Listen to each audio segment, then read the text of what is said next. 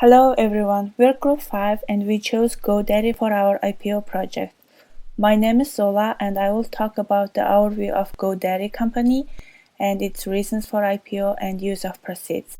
My team member Fayaz will discuss major contents of GoDaddy's registration statement and highlights of the company's S1 filing.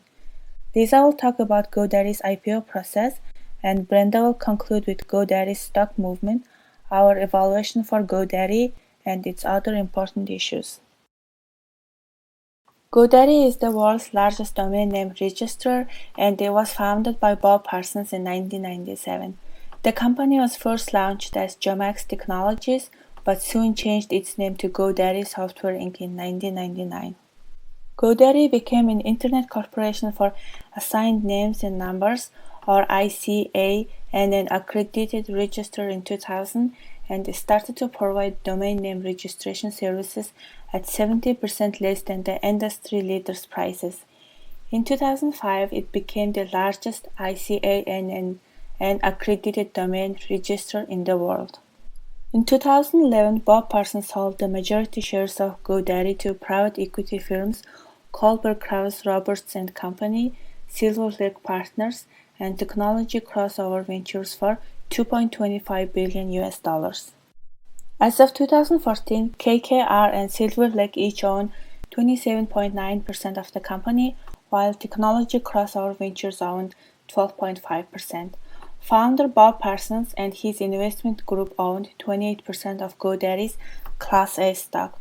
Combined, these venture capital firms are known as Desert Newco, LLC.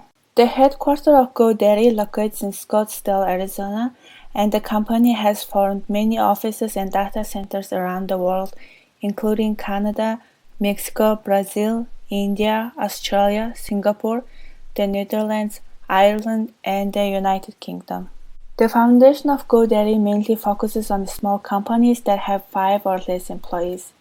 GoDaddy's customers range from individuals who are thinking about starting a business to established ventures that are up and running but need help attracting customers, growing their sales, or expanding their operations.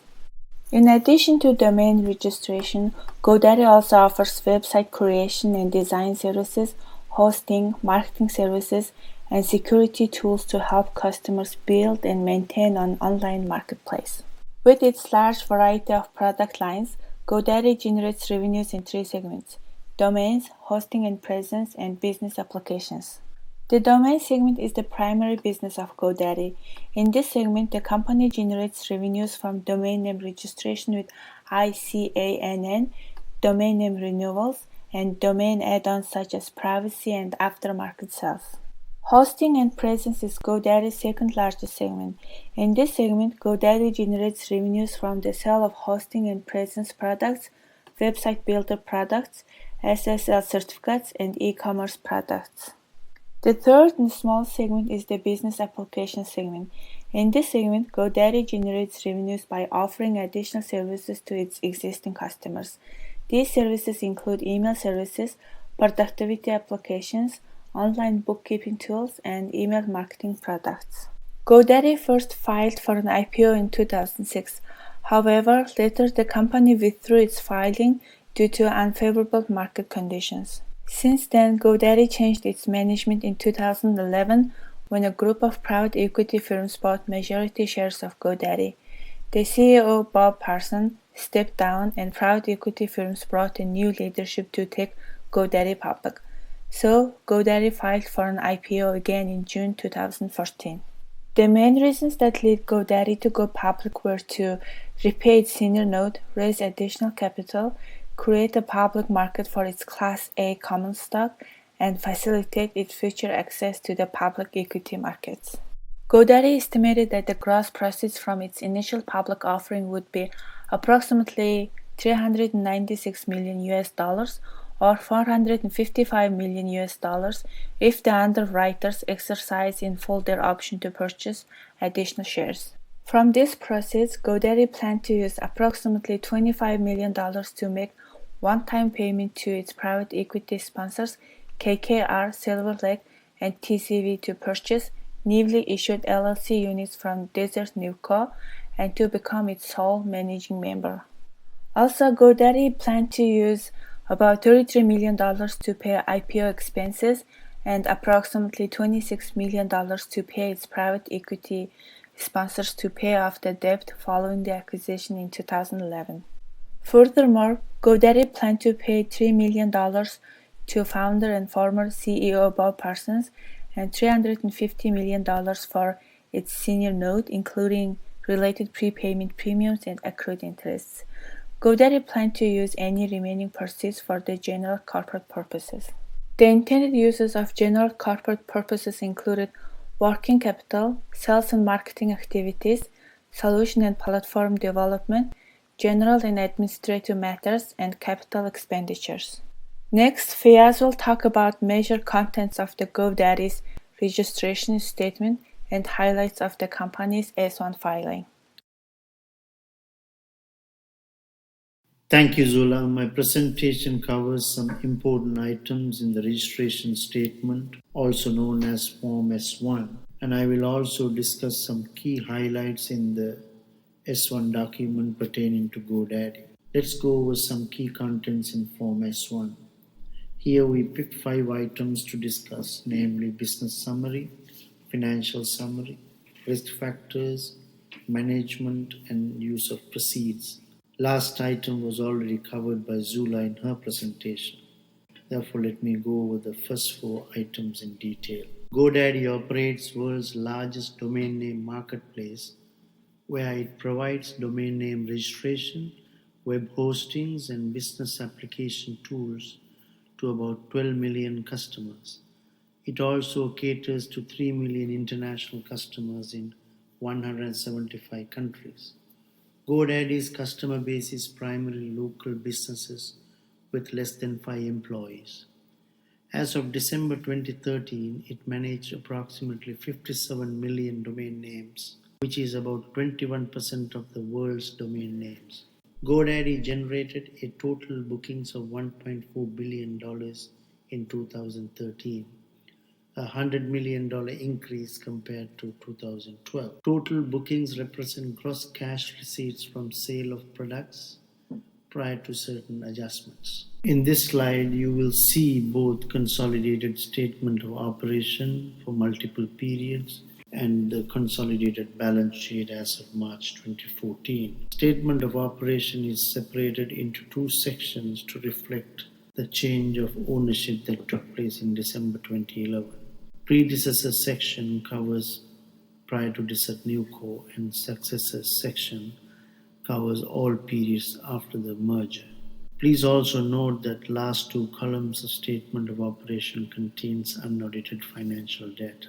In 2013 column, GoDaddy reported a net loss of $199 million. Based on the financial statements, you will notice that GoDaddy continued to report losses in 2011, 12, and 13. However, GoDaddy was able to increase gross revenue during this period as well. As a result, GoDaddy was able to reduce the 2013 net loss compared to prior periods. Consolidated balance sheet as of March 2014 was also unaudited for the first quarter. According to footnotes, on May 2014, GoDaddy refinanced its long-term debt and obtained additional facilities to pay off the distribution to unit holders. There are several risks a company may face due to its nature of business, industry, and its organizational structure. For instance, the success of GoDaddy depends on its ability to retain its existing customers and increase sales to new customers. On financial summary slide, I pointed out that gross revenue increased between 2011 and 2013, but you cannot guarantee that this trend will continue. Similarly, GoDaddy's survival depends on how quickly it can adapt to technological advances and its ability to anticipate customer needs in advance. Also, brand name is very important for a business such as GoDaddy. GoDaddy has invested substantial resources to promote its brand name, but there can be no assurance that Brand development strategies will lead to increased sales. Also, government and its regulatory policies concerning domain name registration system may cause some instability in the industry. Desert Newco is a partnership, and partnerships do not pay federal income taxes, but its profit will flow into LLCs, including GoDaddy, and as a result, GoDaddy will need to pay federal income taxes. Now let's take a look at the management. Mr. Blake J. Irving, a 54-year-old CEO since 2013. Prior to joining Desert Newco, he was the product manager for Yahoo. Mr. Scott Wagner served as the CEO and the CFO since May 2013. Let's go over some highlights in GoDaddy's Form S1 filing. Here we will take a look at management discussion and analysis. GoDaddy believes that its growth in business and future success depend on various opportunities and challenges such as small business transitioning online, evolution of domain market, and international expansion. GoDaddy also monitor key metrics such as total bookings, total customers, and average revenue per user to help evaluate growth trends. As we discussed before, on December 2011, investment funds and entities took a controlling interest in GoDaddy. As a result, GoDaddy was required by GAAP to record all assets and liabilities at the fair value as of effective date. GoDaddy generates substantially all of its revenue from sales of product subscriptions, including domain name registration. Cost of revenue are the direct cost GoDaddy incur in connection with selling an incremental product to our customers. Substantially all cost of revenue relates to domain name registration cost, payment processing fees, and third-party commissions. Once GoDaddy finalizes this IPO, it will be a party to 5 tax receivable agreements or TRAs. Under these agreements, GoDaddy is expected to retain the benefit of approximately 15% of tax savings after its payment obligations. GoDaddy's principal source of liquidity has been cash flow generating from operations, debt financing, and capital contribution related to merger. GoDaddy's primary source of cash from operating activities has been cash collections from its customers. It expects cash inflows from operating activities to be primarily affected by increases in the total booking. Its primary use of cash from operating activities have been domain registration, cost paid to registries, personnel cost, marketing expenses, technology and development cost, and interest payment. Cash provided by operating activities for the year ended December 31, 2013 was $153 million. GoDaddy's investing activities consist of business acquisitions and purchases of property and equipment related to growth in its data centers and its international expansion. Cash used in investing activities for year ended December 31, 2013 was $208.5 million.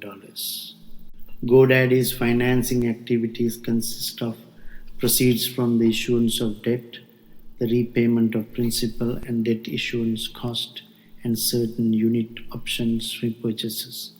As we discussed before, on May 2014, GoDaddy amended its credit facility to increase a term loan of $1.1 billion and its available capacity on the revolving loan to $150 million. Cash provided by financing activities was $91 million in year 2013. Now Lisa will discuss some S1 amendments that were done as per SEC comment letter. Thank you. Thank you, Fiaz. My name is Lisa, and I will be covering GoDaddy's IPO and IPO timeline. GoDaddy's IPO process consisted of rebranding itself, expanding its scope of work and into new markets, getting its prospectus up to SEC standards, and a waiting game that required quite a bit of patience. Blake Irving, the former Yahoo executive who replaced Bob Parson as CEO of GoDaddy, led the initiative to rebrand the company, expand its business, and get it into shape to file the company's second IPO. Leading up to the initial prospectus, GoDaddy made acquisitions, formed partnerships to expand their brand, expanded internationally, and formed GoDaddy Inc. in anticipation of their IPO. GoDaddy filed their initial prospectus in early June 2014.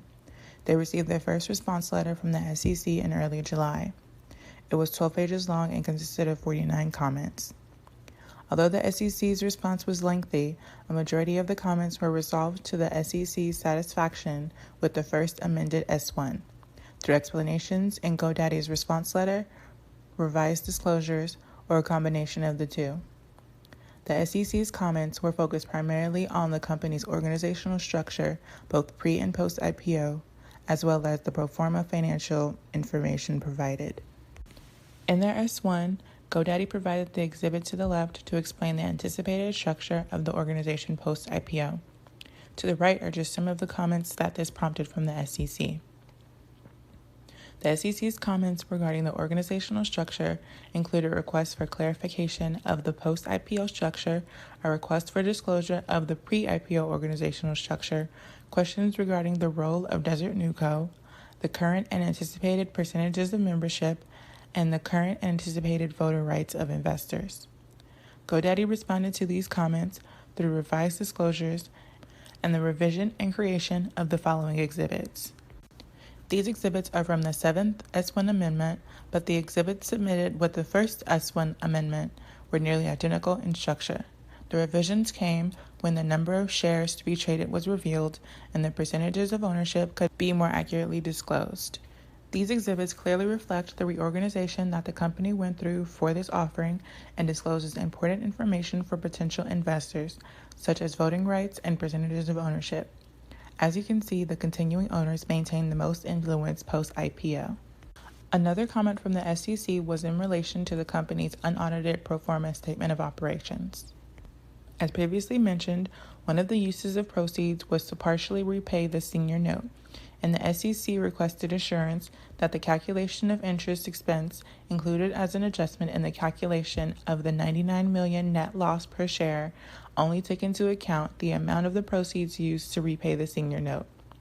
To assure the SEC and any potential investors, GoDaddy revised their disclosure to state that proceeds not used for repayment were in fact excluded from the statement. After submitting the correspondence and amended S1 to the SEC in mid-August, GoDaddy continued to expand its business by acquiring email provider MadMemi. In mid-September, the SEC issued a much shorter comment letter than its first in response to GoDaddy's first S1 amendment. At the same time, the company was launching a new marketing campaign focusing on the trials and tribulations of small business owners in a style they called provocative with a purpose, where they were able to maintain the edge that they had become known for while focusing on their target audience of small business owners. Also, GoDaddy was implementing their partnership with Microsoft in the U.S., as it had previously done and will continue to do in other markets. By late October, GoDaddy had responded to the SEC's comment letter with an additional information disclosure. Although the topic of risk factors of business with sanctioned countries was addressed and quickly resolved through correspondence with the first S1 amendment in August 2014, when the company disclosed that its 2013 acquisition Media Temple had voluntarily disclosed having unknowingly, at the time, done business with customers in sanctioned countries on their S1, and the company responded to the SEC's comment letter by disclosing the countries and extent of services provided in the accompanying correspondence with their First Amendment. The company's disclosure of the second instance as an additional information disclosure in their correspondence to the SEC with their second amended S1 omitted the previously required details, which resulted in a request being made in the third SEC response letter issued to GoDaddy. GoDaddy responded with the requested information and included a disclosure in their third amendment to their S1 to detail GoDaddy's plan to prevent future instances. Although details of the sanctioned countries involved and the extent of services provided by these two acquisitions is not provided in the amended S1 itself. After GoDaddy issued its response to the SEC's third comment letter in November 2014, there was a 2-month gap in activity until mid to late February 2015 when GoDaddy issued its 4th, 5th, and 6th amendments. These voluntary amendments included one exhibit-only amendment, and the SEC issued its response to Amendment Number 6 in early March 2015. The company responded quickly, and the final comments were addressed through minor disclosures and brief correspondence. During mid-March, following the Federal Reserve Bank's Federal Open Market Committee meeting, GoDaddy filed its 7th amendment in which it disclosed its anticipated number of shares to be offered, and a little over a week later, the company issued its final amendment, another exhibit-only amendment, and the same day, GoDaddy and its underwriters filed separate correspondence with the SEC requesting an accelerated filing of its effective date. The SEC responded March 31, 2015 with an effective date of April 1, 2015. Also during this time, and on a note of rebranding, the company posted videos to the company's YouTube channel starring CEO Blake Irving, where he highlighted the company's core business, shared future expansion goals, and other items that might be of interest to potential investors. Also, phone and video interviews with Mr. Irving on the IPO date were in circulation, in which Mr. Irving reiterated their change of focus and plans for the future. Brenda will now discuss a bit more about why it took nearly a year for GoDaddy to complete its filing and an evaluation of the company's stock movements post-IPO. Thank you, Lisa. Hello, everyone. I'm Brenda, and I'll be covering why GoDaddy delayed its IPO, its stock movement, our evaluation, and its controversial commercials.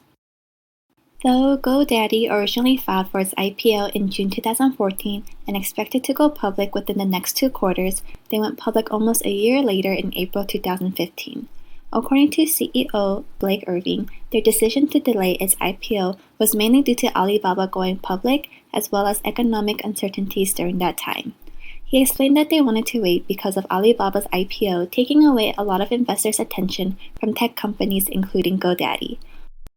In addition, economic uncertainties such as the direction of oil prices and interest rates, as well as unemployment rate and the strength of the dollar, were factors that led to its delay.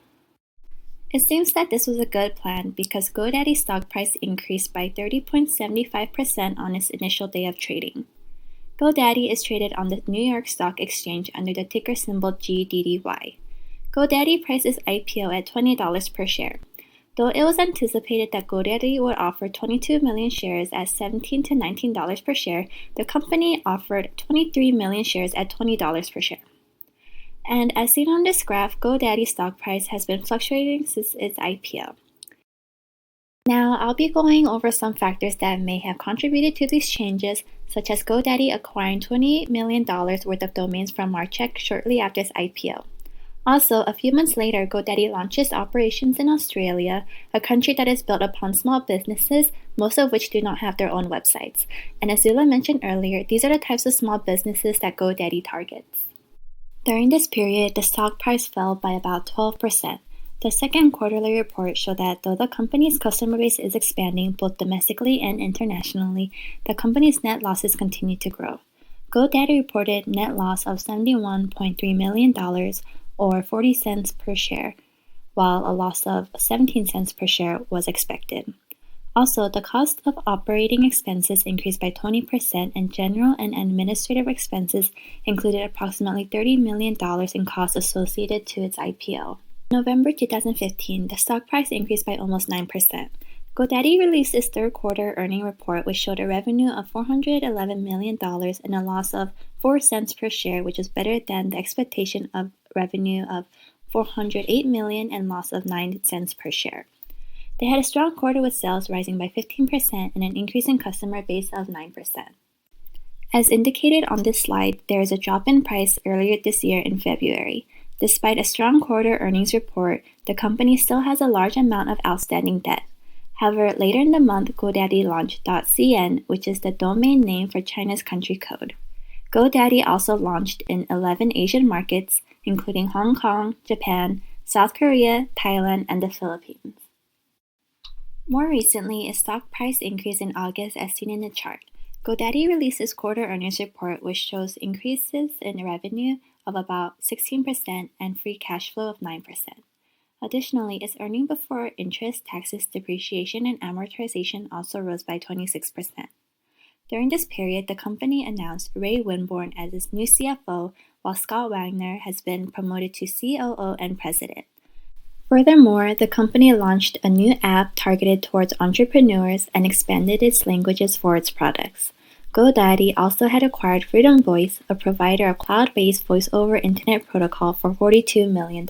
This graph shows that GoDaddy outperformed the S&P 500 with a growth rate of 30.87 within the past year compared to S&P 500's growth of 6.89%.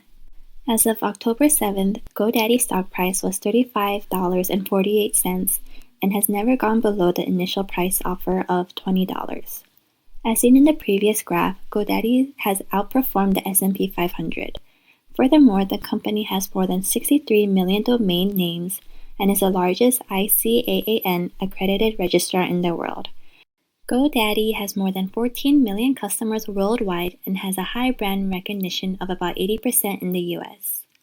However, though GoDaddy's revenue from its domains, hosting, and business applications, as well as its free cash flow and customer base have increased, the company still faces negative earnings and has been since 2010. In 2015, the company had a net loss of $75.6 million, and so they need to find a way to start making a positive net profit. Furthermore, some key statistics that makes us skeptical of GoDaddy as a long-term investment include its current ratio of 0.70. This indicates current liabilities is far greater than its current assets. Also, low return on assets shows that management may not be as effective in generating earnings, as it serves as an indicator of how profitable a company is relative to its total assets. Furthermore, a negative return on equity is also not a good sign, as it shows the amount of net income returned as a percentage of shareholders' equity. Also, a negative margin shows that GoDaddy is not making profits, which was previously mentioned. For the first time in about a decade, GoDaddy did not advertise on the Super Bowl this year.